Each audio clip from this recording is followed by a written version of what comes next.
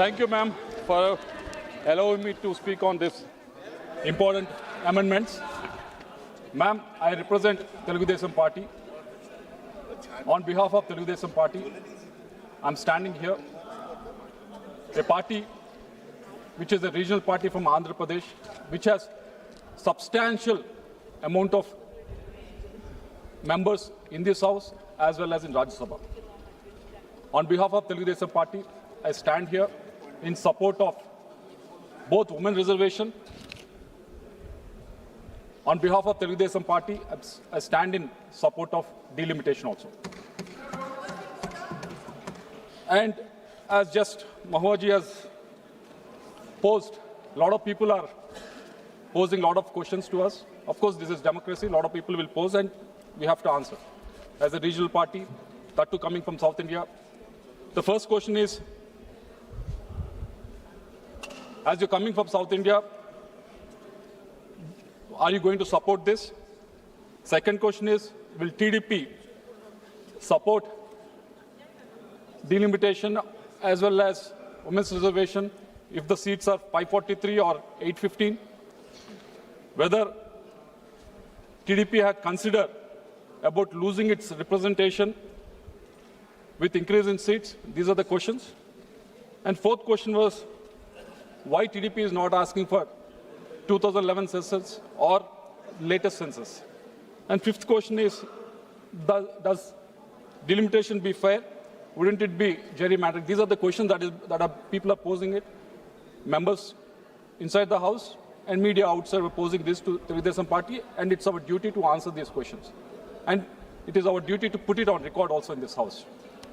Ma'am, Telugu Desam Party is in support of Women's Reservation Bill because we believe in what Ambedkar said. What Ambedkar said was, a constitution is a vehicle of life guided by the spirit of the age. Ma'am, from yesterday onwards, we could see a lot of women coming and sitting in the gallery in the anticipation. Thank you, Dada. Thank you, Dada. So they came in anticipation, inside the house and outside the house, the women sitting with anticipation that their representation will increase in the parliament, in the assembly also. Because until now, the policies are made for them also, even for women, are made mainly by men. And the time has come for women to actually raise their voice, to actually make the policies for themselves.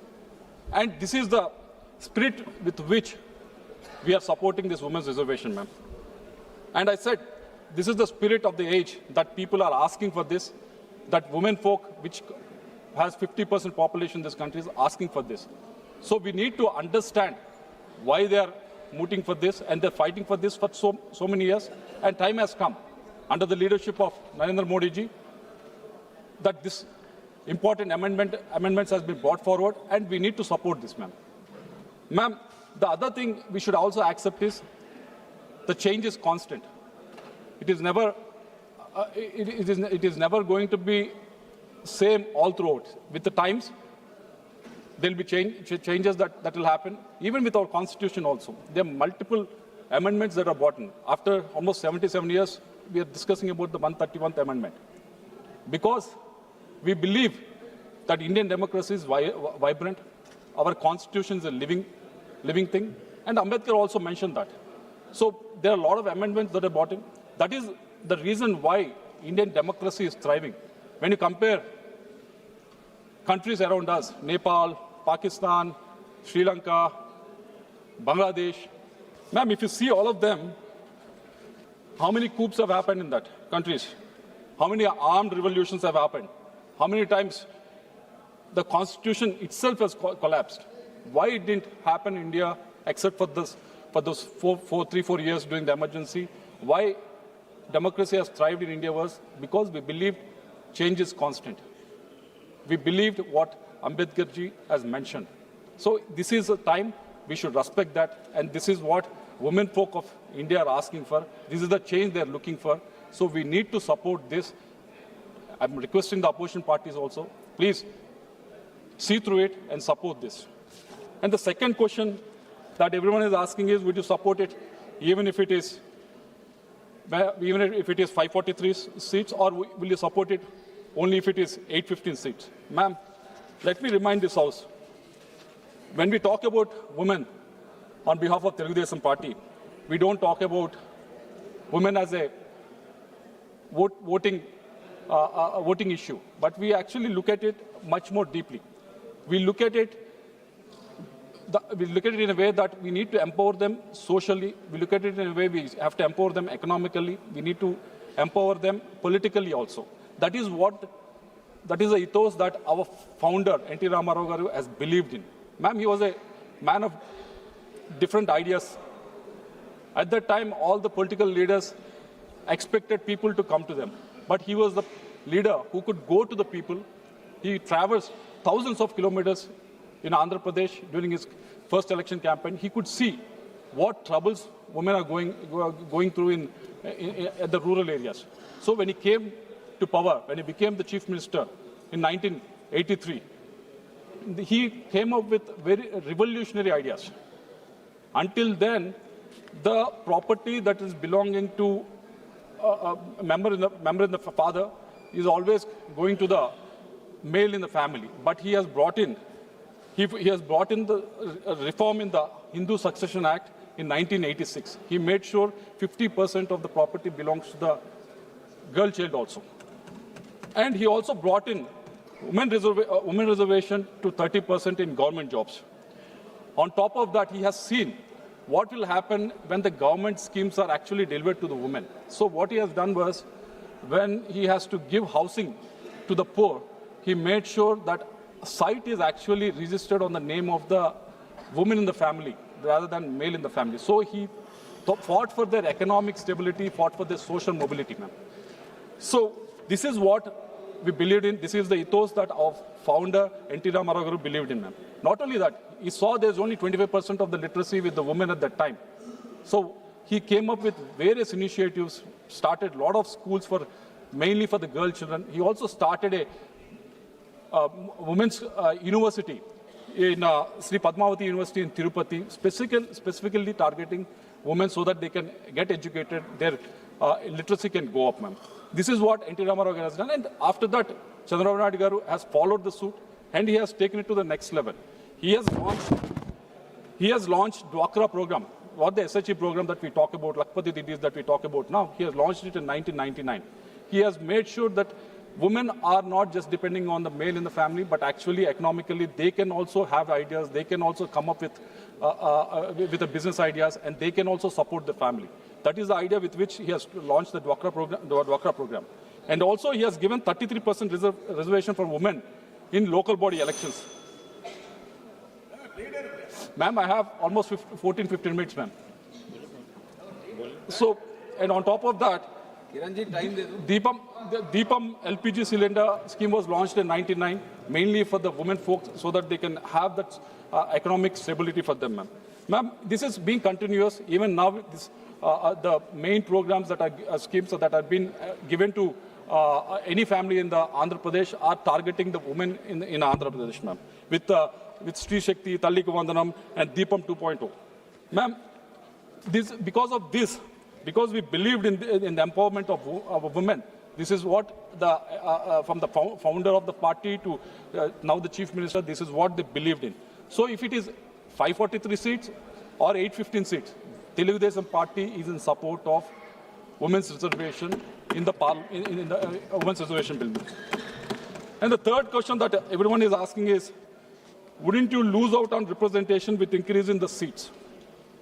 This is the question that everyone is asking, and media people are also playing it in a very different role.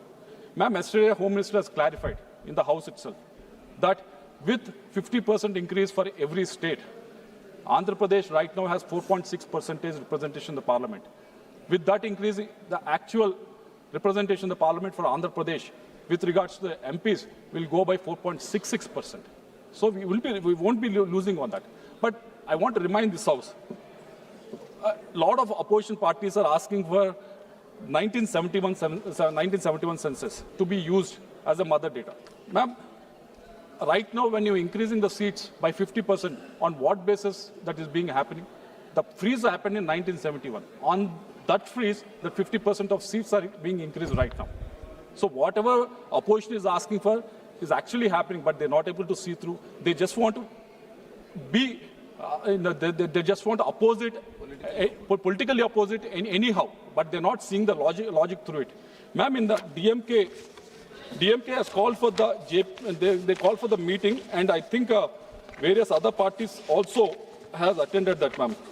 On March 25th, 2025, DMK passed a seven-point resolution demanding a 25-year extension of 1971 freeze, effectively asking to keep India's representation tied to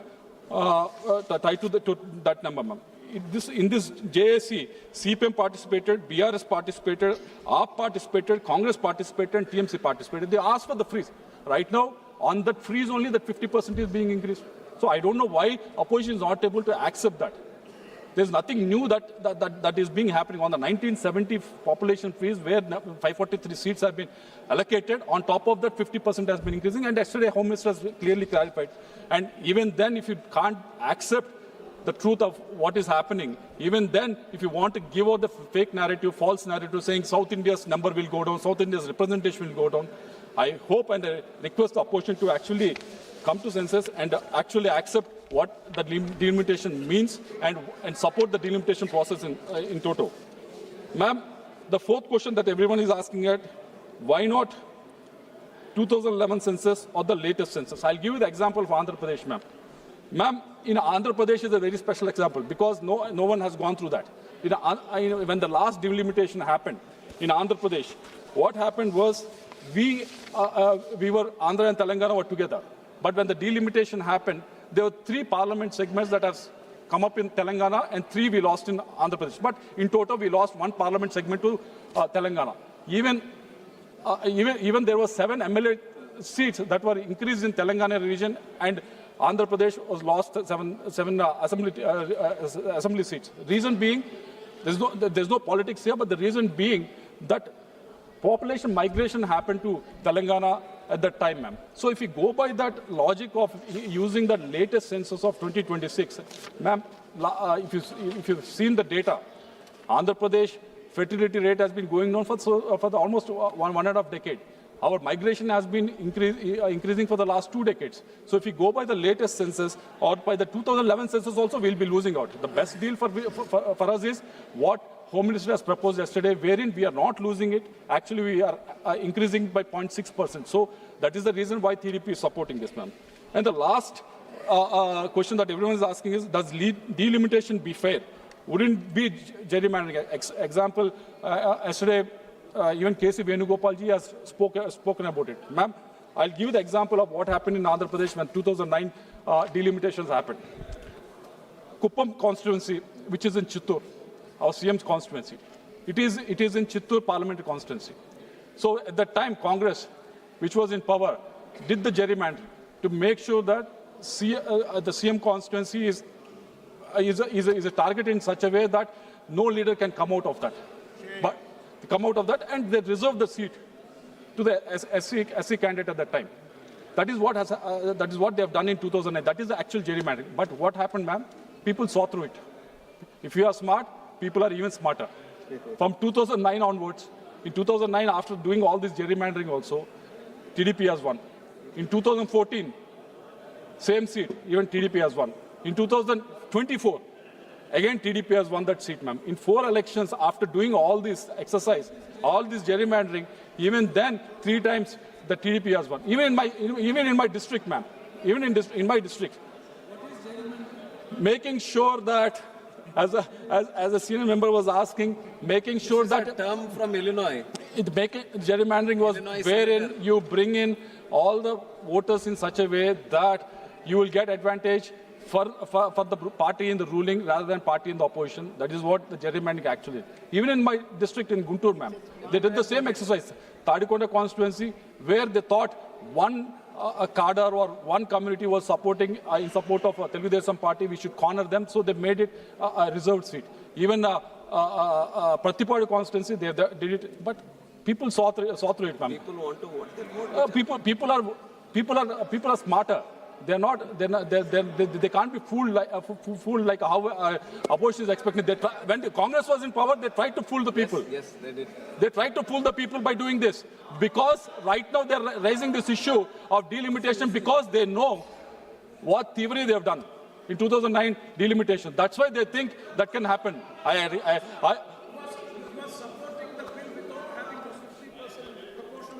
Yesterday I've heard what Home Minister has mentioned. Based on that, yesterday Home Minister has mentioned, yesterday Prime Minister has mentioned, promised us, they gave a guarantee in the House. Based on that, we are supporting this bill. We are supporting women's reservation. We are supporting delimitation. Telugu Desam Party is supporting women's reservation and delimitation, ma'am. Thank you very much.